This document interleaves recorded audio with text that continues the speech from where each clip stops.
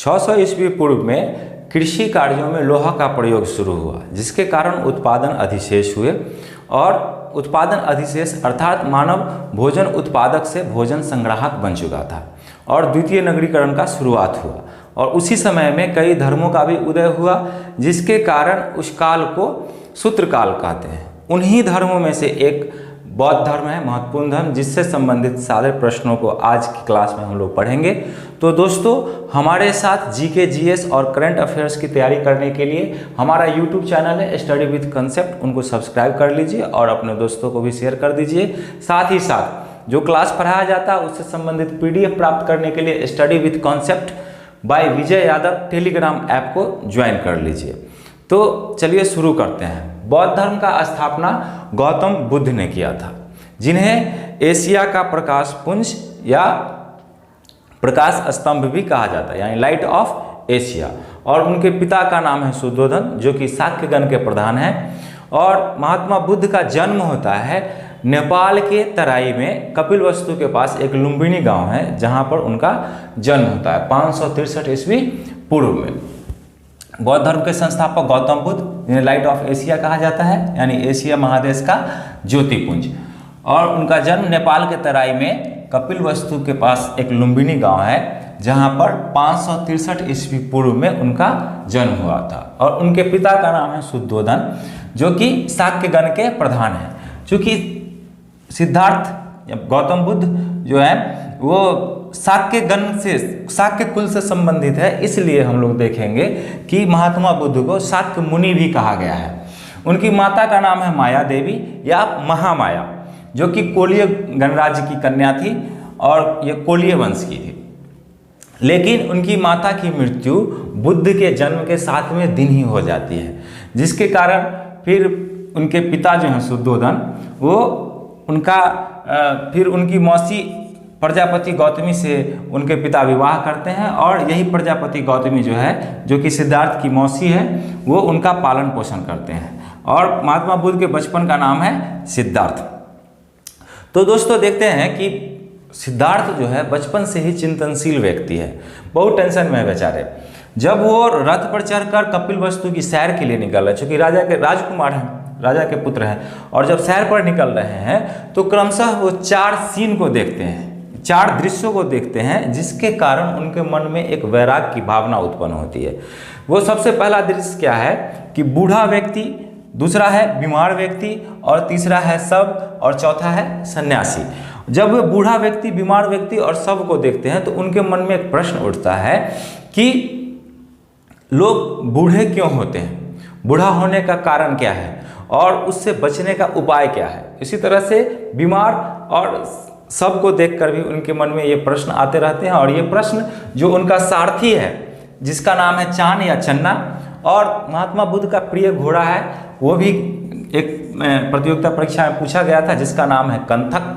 तो हमेशा इसी घोड़ा के साथ वो घूमने के लिए निकलते थे, उसी घोड़ा रथ पर।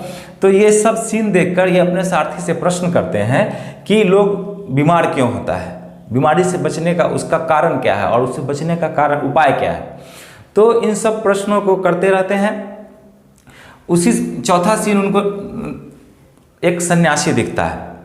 तो वो सन्यासी बहुत ही प्रसन्न मुद्रा में है और बहुत ही खुश गाते बजाते जाते रहता है। तो उसको देखकर सिद्धार्थ प्रश्न करते हैं अपने सारथी से कि ये कौन सा व्यक्ति है जो इतना प्रसन्न दिख रहा है। तो सारथी उनको बताता है कि ये सन्यासी है और ये सुख दुख से ऊपर उठ चुका है, इसके जीवन में कोई भी परेशानी नहीं है। और आपके मन में जितना प्रश्न जो उठता है कि व्यक्ति बीमार क्यों होता है, उसका उपाय क्या है, लोग मरता क्यों है, मरकर कहाँ जाता है, जितने भी सारे प्रश्न हैं उन सभी का जवाब सन्यासी के पास।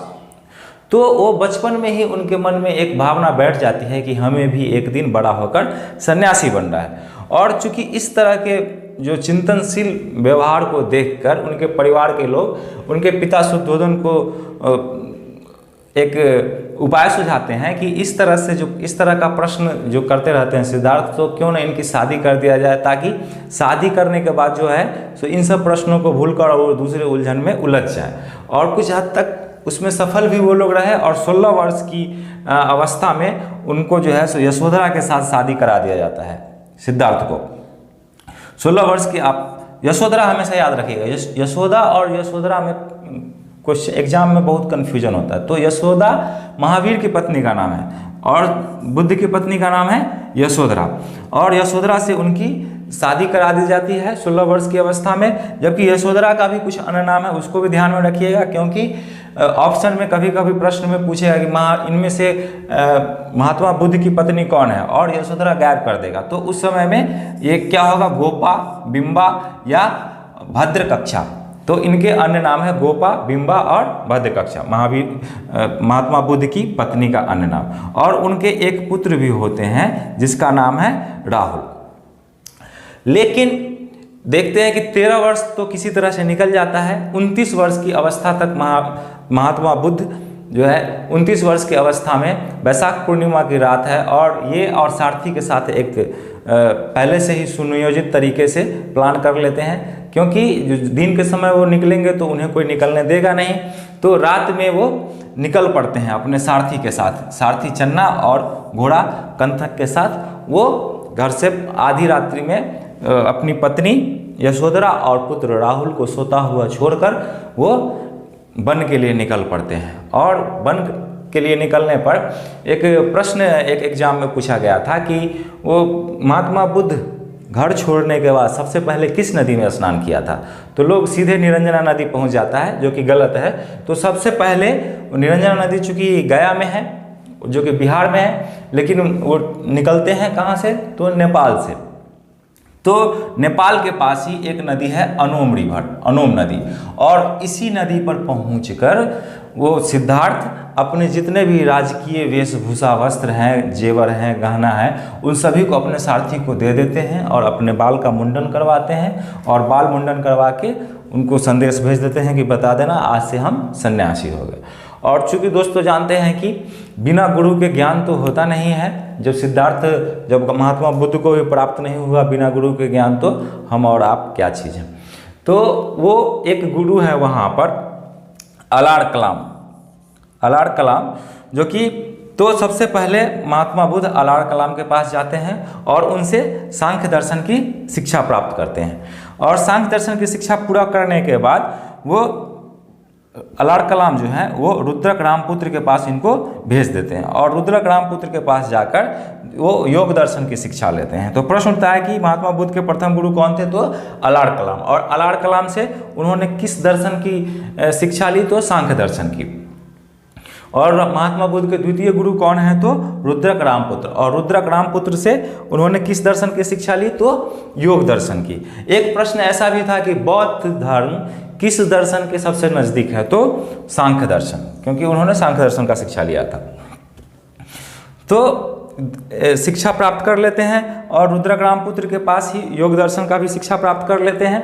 लेकिन अभी भी महात्मा बुद्ध के मन में जितने भी प्रश्न हैं उन सभी का उत्तर अभी भी नहीं मिला है। तो उनको रुद्रक रामपुत्र एक सजेशन देते हैं कि कुछ प्रश्नों का उत्तर आप ध्यान कीजिए, और उस ध्यान और साधना के द्वारा ही कुछ प्रश्नों के उत्तर को पाया जा सकता है। तो आप चले जाइए उड़ुबेला के जंगल में, वहाँ पर 5 जो साधक हैं वो पहले से ही मौजूद हैं। वो 5 साधक कौन कौन हैं, कौंडिन्य, वप्पा, भदिया, महामना और अस्सागी। ये 5 साधक पहले से ही उड़ुबेला के जंगल में साधना कर रहे थे। और रुद्रक रामपुत्र उनको, सिद्धार्थ को भी बोलते हैं कि आप वहाँ जाइए और वहाँ जाकर साधना कीजिए, आपके मन में जो प्रश्न है उसके उत्तर आपको मिल जाएंगे।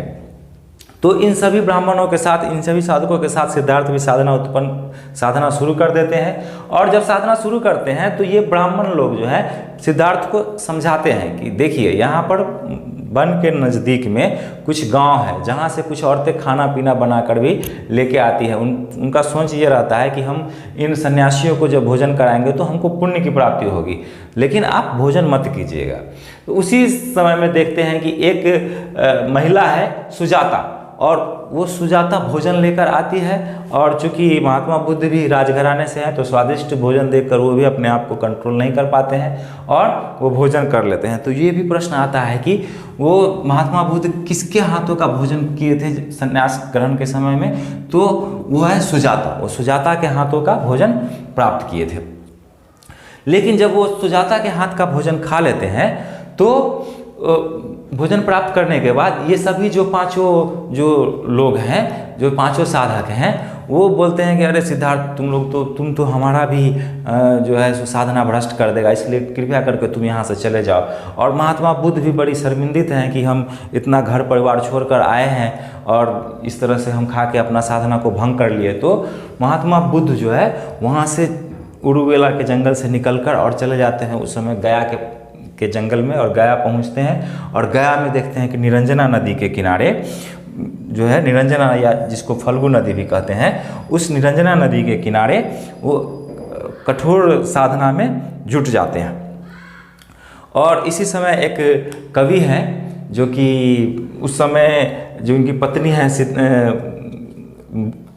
महात्मा बुद्ध की जो पत्नी है यशोधरा, उनके मन के भाव को भी प्रकट किया है कि वो भी संदेश भेज रही है कि आओ हो सन्यासी, आओ हो सन्यासी, मुझको सोती छोड़ गए हो, पीठ पीछे मुंह मोड़ गए हो, बंधन जोड़ कर तोड़ गए हो, मैं प्यासी की प्यासी, आओ हो सन्यासी। राहुल बढ़कर जैसे तैसे, राहुल बढ़कर जैसे तैसे, प्रश्न पूछ रहा कुछ ऐसे, मैं अबोध उत्तर दूँ कैसे, आओ हो सन्यासी। तो ये इनकी भावना देता है। तो देखते हैं कि उनके बाद वो जब गया के जंगल में चले जाते हैं तो और गया में ही जो एक पीपल का वृक्ष है, निरंजना नदी के किनारे एक पीपल का वृक्ष है, निरंजना या फल्गु नदी के किनारे, जिसको निरंजना नदी को ही फल्गु नदी बोला गया है, तो निरंजना नदी को ही फल्गु नदी कहते हैं। तो उसके किनारे वो कठिन साधना में जुड़ जाते हैं और कठिन साधना 8 दिन की कठिन साधना करने के बाद फिर उनको ज्ञान की प्राप्ति होती है और उसके बाद जो है सो सिद्धार्थ बुद्ध कहलाते हैं। ज्ञान की प्राप्ति के बाद बुद्ध कहलाते हैं और उस जगह को बोध गया कहा गया और उस वृक्ष को बोधि वृक्ष कहा गया। और इस घटना को जब उनको ज्ञान की प्राप्ति हो जाती है तो उसके बाद वो प्रथम उपदेश फिर वहीं चले जाते हैं उसी उरुवेला के जंगल में कि देखते हैं कि उन सभी को ज्ञान की प्राप्ति हुआ कि नहीं, और वो लौटकर फिर इसी जंगल में आ जाते हैं और यहाँ पर इन्हीं पांचों को सबसे पहले उपदेश देते हैं। तो प्रथम उपदेश सारनाथ में देते हैं, जिसको सारनाथ को ही ऋषिपत्नम कहा गया है, और प्रथम उपदेश को बौद्ध धर्म में धम्मचक्र प्रवर्तन भी कहा गया है। और सबसे अधिक उपदेश अगर प्रश्न पूछा जाए तो सबसे अधिक उपदेश जो है सो महात्मा बुद्ध कोसल देश की राजधानी श्रावस्ती में दिए थे। और किस भाषा में दिए थे? तो महात्मा बुद्ध अपना उपदेश पाली भाषा में दिए थे। और उनकी मृत्यु हो जाती है 483 ईस्वी पूर्व में। चुंद नामक लोहार जो उनका शिष्य है वो वहाँ पर उनके घर सुगर का मांस का भोजन करा दिया जाता है, जिसके कारण उनको डायरिया रोग हो जाता है और 483 ईस्वी पूर्व में उनकी मृत्यु हो जाती है। यानी 80 वर्ष की अवस्था में उनकी मृत्यु हो जाती है। और उनके मृत्यु को बौद्ध धर्म में महापरिनिर्वाण कहा गया है। तो इनकी मृत्यु हो जाती है और मृत्यु के बाद ये देखते हैं कि मृत्यु से ठीक पहले सबसे जो है सो अंतिम उपदेश वो उन्होंने अपना जो शिष्य है सुभक्ष को दिया था। तो ये भी प्रश्न है कि अंतिम उपदेश वो सबसे पहले महात्मा बुद्ध ने किनको दिया था? तो सुभक्ष को दिया था। तो महात्मा बुद्ध के कुछ अन्य नाम हैं, उनको देखते हैं। बुद्ध चूँकि उनके बचपन का नाम है, तथागत यानी जिसका अर्थ है जिसका ज्ञान सत्य हो, और गौतम नाम है चूँकि उनकी पालन पोषण प्रजापति गौतमी ने किया था। और बौद्ध धर्म से संबंधित कुछ प्रतीक हैं, उनको भी देखते हैं। ये जन्म का प्रतीक है कमल, और गृह त्याग यानी गृह त्याग देखे थे कि वो घोड़ा पर अपना गृह त्याग करते हैं, तो उसका जो प्रतीक है घोड़ा। और ज्ञान कहाँ होता है उनको प्राप्त? पीपल वृक्ष के नीचे। तो ज्ञान का जो प्रतीक है वो पीपल वृक्ष है या बोधि वृक्ष। और निर्वाण का जो प्रतीक है वो पद चिन्ह है। और मृत्यु का प्रतीक है स्तूप, क्योंकि मृत्यु के बाद उन पे जो शरीर का अवशेष है उनको कई जगहों पर ले जाकर और एक स्तूप का निर्माण कराया गया था। तो मृत्यु का जो है सो प्रतीक चिन्ह है स्तूप। और गर्भ में आने का प्रतीक चिन्ह है हाथी, और यौवन का प्रतीक चिन्ह है सांड, और समृद्धि का प्रतीक चिन्ह है शेर। तो दोस्तों आज के क्लास में इतना ही। और इससे आगे जो बौद्ध दर्शन महात्मा बुद्ध को ज्ञान प्राप्त हुआ, उन्होंने क्या ज्ञान प्राप्त हुआ और लोगों को उन्होंने क्या ज्ञान दिया, इसके बारे में हम लोग अगले वीडियो में पढ़ेंगे। तो अभी तक के लिए आपको बस इतना ही। और आपको अच्छा लगा है तो सब्सक्राइब कर लीजिए इस चैनल को। इसी तरह से आगे भी हम लोग पढ़ते रहेंगे साथ में जीके जीएस और करंट अफेयर्स को। तो और YouTube study with concept YouTube channel को सब्सक्राइब कीजिए और टेलीग्राम ऐप को भी ज्वाइन कर लीजिए, study with concept bye Vijay Yadav को। तो जय हिंद, जय भारत।